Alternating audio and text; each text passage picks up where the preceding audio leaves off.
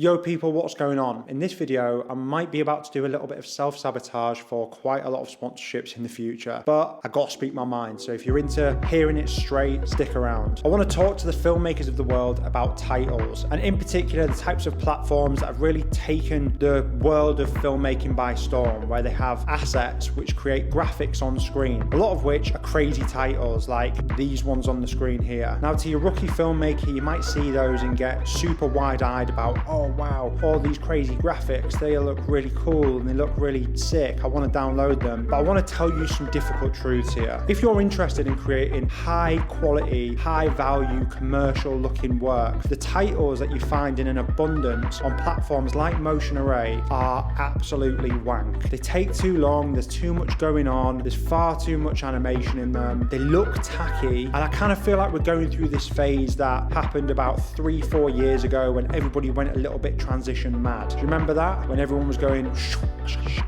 now, I'm not gonna lie, I was guilty of really enjoying that transition trend, but I feel like this Motion Array title trend is actually very similar. And if you're interested in creating premium looking work, actually they're gonna do you more damage than good, and let me explain why. If you look at commercials which are on TV, you know, big budget commercials where a lot has been put into it in terms of crew, casting, production, the whole thing, and these are on behalf of major brands. When there's filmed content, the filmed content does the work. The work isn't done by the text on screen. Text on screen is often used very sparingly and also very minimally. It might literally just be words on screen for a split second, or words on screen without any entry whatsoever. Or if there is any animation, it's super minimal, super slick and really impactful. It doesn't go craziness. If you want your portfolio to look like stuff which is going to help you win clients that are those big companies like your Nikes, your Apples, your Googles, you want to build clients like that and create content that aspirationally looks like those big brands, then we need to get away from using these over jazzy plugins that you can find all over the place. Now let me put a little caveat in here. I use a platform called Envato Elements, so I'm not saying that you should never use a platform, but I go to there for a bit of stock, sound effects, some music, but most of the time if I'm creating a video piece of content for a client, I'm not moving towards using super heavy crazy graphics from the title packs in there. I'm keeping it clean and minimal because that is what premium content looks like. Is there a time and a place for some of those titles? Maybe if you're exclusively making content for YouTube, then that will help you out to add something a little bit more interesting than just text on a screen. But I would really argue that it doesn't make anything any more engaging. In fact, a key example would be someone like Casey Neistat, who only uses the words on screen when he's saying them, and it's massively impactful. He also has them kind of wonky sized, but he isn't adding loads of crazy graphics and animations and movement to them. It's there with the clear purpose of accentuating the message that he's trying to tell and building that narrative. And when looking at these super jazzy animated graphics, just ask yourself, is it really elevating my production value? And is it relevant for what kind of work I'm trying to create here? That's a little bit of a Joe rant for you, but if you enjoyed this type of content, I'd be really grateful if you'd leave a comment, drop a like on there, leave a subscribe to the channel. Till next time, I'm out.